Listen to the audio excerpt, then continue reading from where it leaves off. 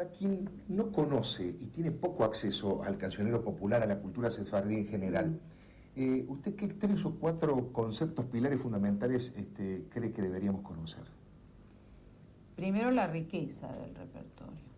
Generalmente se conocen poquísimas canciones porque por un desconocimiento y tal vez por una falta de difusión intensa, de la cual es responsable, vaya a saber quién, no se sabe quién, se conocen o se han popularizado ciertos temas a través de los discos, sobre todo, de los intérpretes actuales del repertorio.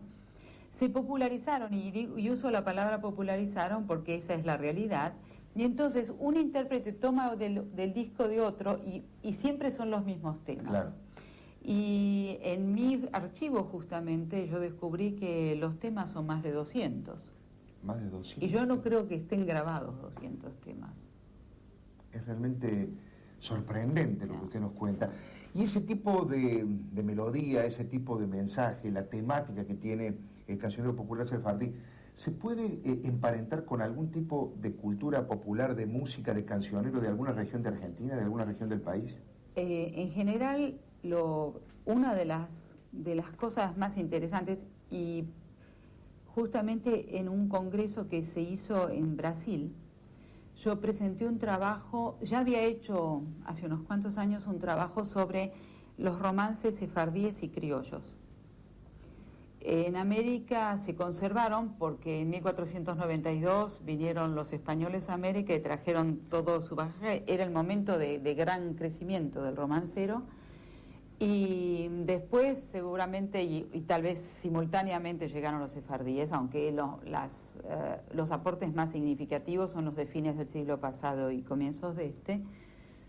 Y entonces se encuentran en México, en Chile, en Argentina, en Perú, en muchos romances conservados en la tradición oral de aquí, que están directamente relacionados con el romancero sefardí. Victoria Fresco de Levi, una sefardita proveniente de Estambul, me cantó este romance, que es el romance de la esposa fiel.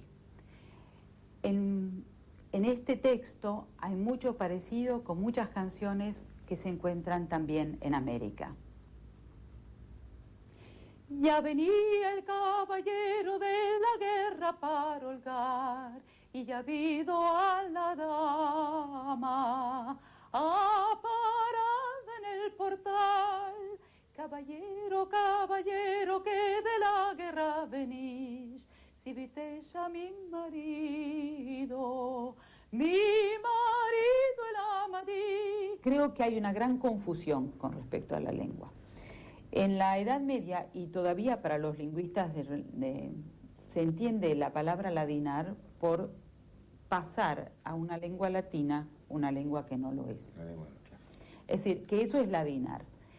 Pero ¿qué ocurre? En la Edad Media también, los sefardíes, el pueblo, no conocía la lengua hebrea, como era normal. Era una lengua culta de los rabinos, en fin, la gente que estaba en la religión.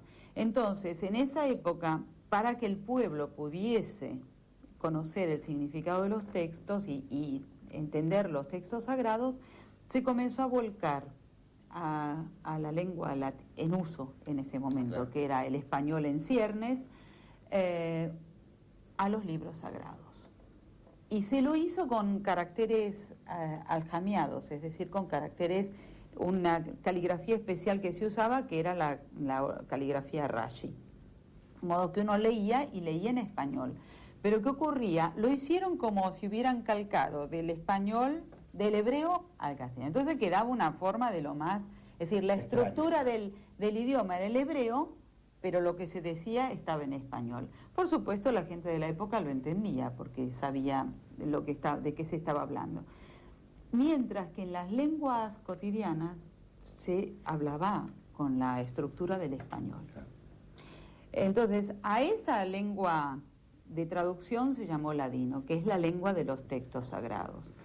A la lengua, en cambio, del habla cotidiana se la llamó de muchas maneras, casi 80 nombres hay para la lengua, sobre todo en Cercano Oriente.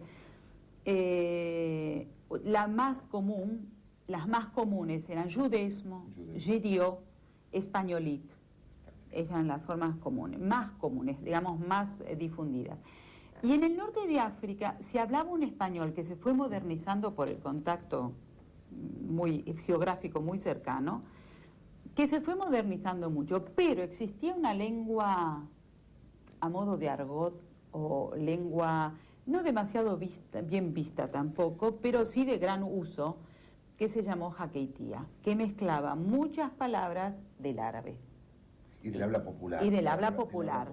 Entonces, en el norte de África, para ciertos cantos se mezcla bastante la jaqueitía. No en el caso del romancero. Tanto en el Cercano Oriente como en el norte de África se conservaron las lenguas más ligadas a lo español, con su pronunciación antigua. En Melilla, en el norte de África, en Marruecos precisamente, solía cantarse romances para hacer dormir a los chicos. Entre los romances que se cantaba estaba el de Diego León. En la ciudad de Toledo y en la ciudad de Granada, ahí se ha criado un mancebo que Diego León se llama. Delgadito de cintura, mozo criado